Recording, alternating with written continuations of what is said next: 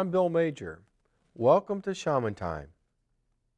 I'm inviting you once again to come in, settle down, kick back, relax, let your mind go, and let's see if we can take a trip together and learn about discovery.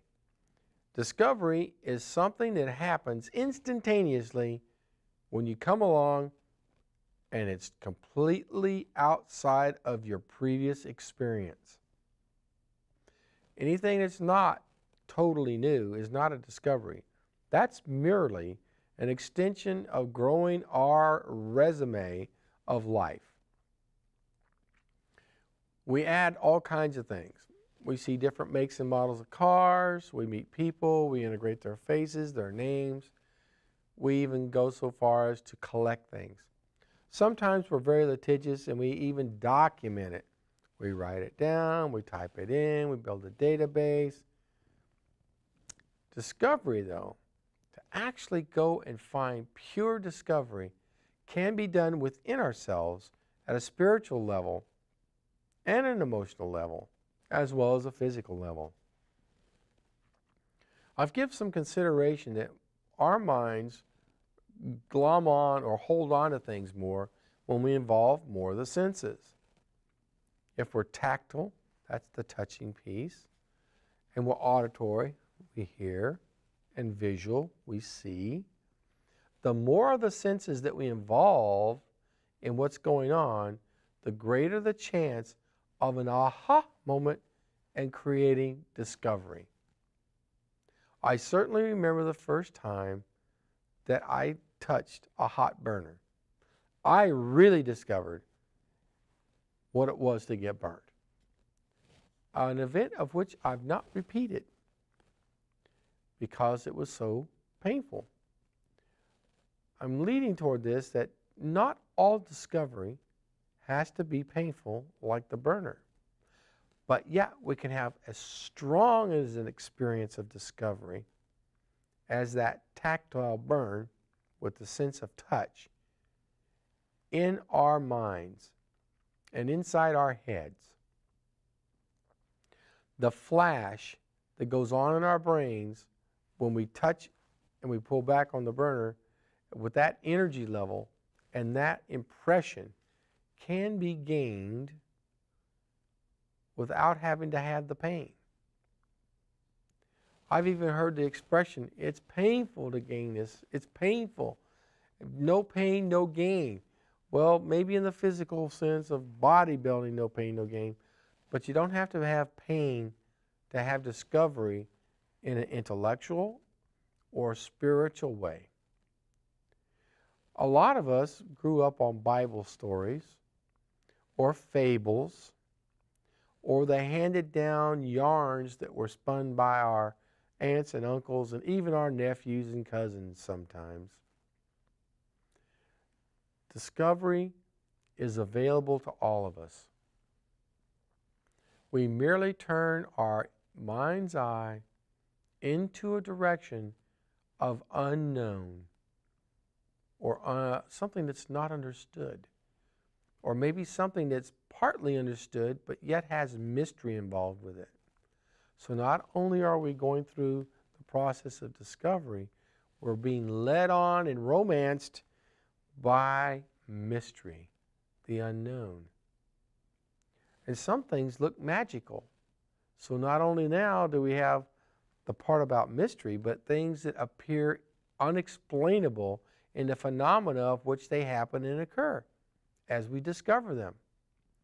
I'm sure that if someone struck a match for the first time and it flared up, you certainly were taken by it.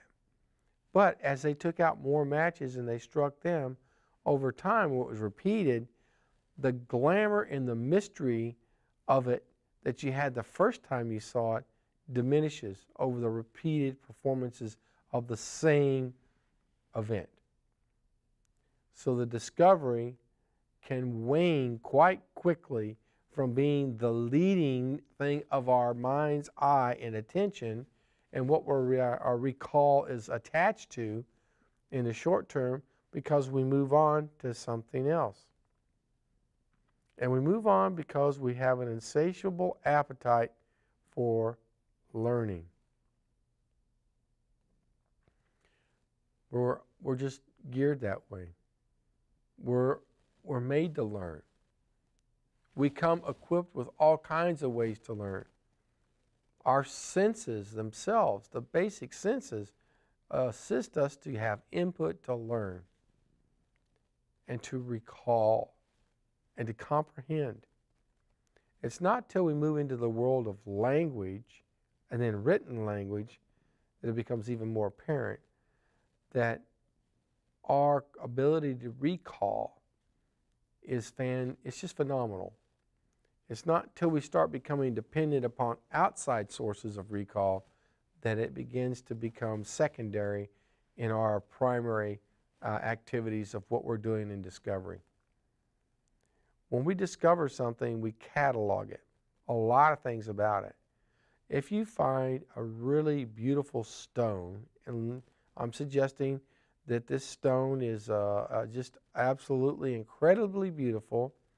It has its own fire inside of it, and it is an opal. And you can look at this opal and you can see the flames and the embers in it. Yet it's cool to the touch, and it is a stone, but a beautiful opal. The discovery of that opal for the first time, when you peer at it, and your eye begins to map and chronicle the shape of the surface or the shape of the stone itself, and there's a history that's running, a history tape in your head of any and all other objects that you've ever picked up that are beautiful. That could be jewelry or rocks or bottle caps or whatever.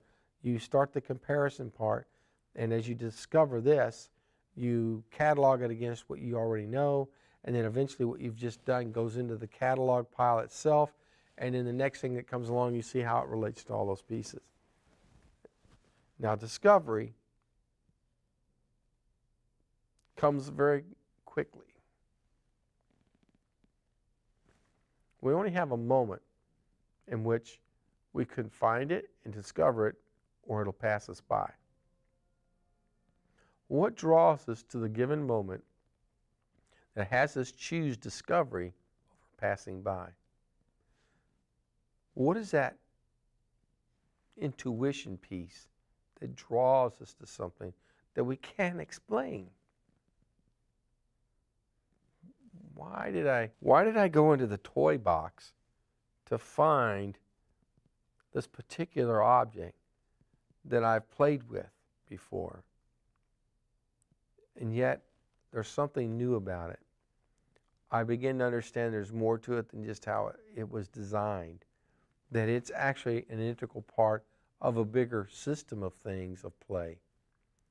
What I'm talking about is if you have a train set with all the wooden blocks, and you have the wooden track, and the wooden trees, and the train station, when you find the train station in another location, away from all the other things that tie it together as the train station, you carry the previous experience of the train station with you, unless it's the first time you've seen the train station and you don't know that it can go with the train set.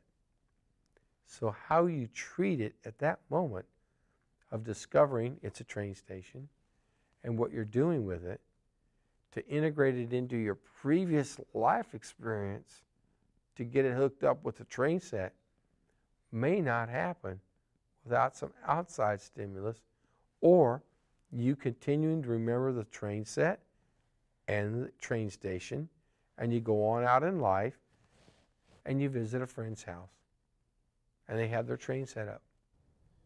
Put that love out there for everybody. I look forward to seeing you next time. It's Bill Major, and this is Shaman Time.